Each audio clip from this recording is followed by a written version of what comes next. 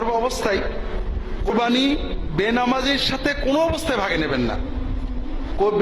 বেনামাজি কুরবানি দেয়, এর নমুনা হলো ন্যাংটো লোক পাগড়ি পরে, কোনো পার্থক্য নেই। কুরবানি দেয়া সুন্নত অথবা ওয়াজিব, ঠিক না? আর নামাজ পড়া ফরজ। কুরবানি আজীবন না দিলে কুফুরি হবে, কোনো হাদিসে নেই। কিন্তু নামাজ একক তো নষ্ট করলে কাফের হবে, এরকম অনেক হাদিস আছে। অন্তত নামাজের গুরুত্ব অস্বীকার করলে যে কাফের হবে, এটা ইজমাই মাসালা, সবাই একমত। তো এই জন্য যারা নামাজ পড়েন না, নিয়মিতই পড়েন না, তাদের সাথে কখনোই কোরবানি করবেন না।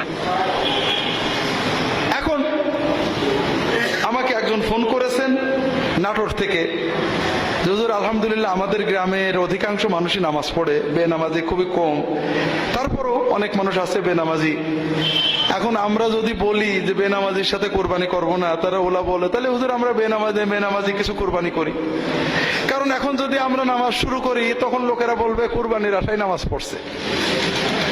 তাই বললাম না, সুদখোরের তওবা চেক করতে হয়। সুদ বলে আমি তবে আর সুদ খাবো না, 1 বছর দেখতে হয় যে আসলে সুদ বন্ধ করেছে কিনা। তা নাহলে তার বাড়ি খাওয়া যাবে না, তার সাথে কোরবানির ভাগ নেওয়া যাবে না, তার সাথে লেনদেন চলবে না। কিন্তু বেনামাজি তা না, বেনামাজি আজকে তওবা করেছে, নামাজ শুরু করেছে, আলহামদুলিল্লাহ, তার তো অন্য অপরাধ নেই। এই জন্য বেনামাজি তওবা করে নামাজ ধরে তার সাথে কোরবানি করবেন। তাকে কখনো খোটা দেবেন না যে কোরবানির জন্য নামাজ শুরু করেছো, এটা দিলে গুনাহ হবে। বেনামাজিদেরকে আলাদা কমিউনিটি বানানো আমাদের উদ্দেশ্য না, বেনামাজিদেরকে নামাজমুখী বানানো আমাদের উদ্দেশ্য। ইমাম আলেমদের এ ব্যাপারে সচেতন হতে হবে। বেনামাজিকে আউট করা উদ্দেশ্য না, ইন করা উদ্দেশ্য।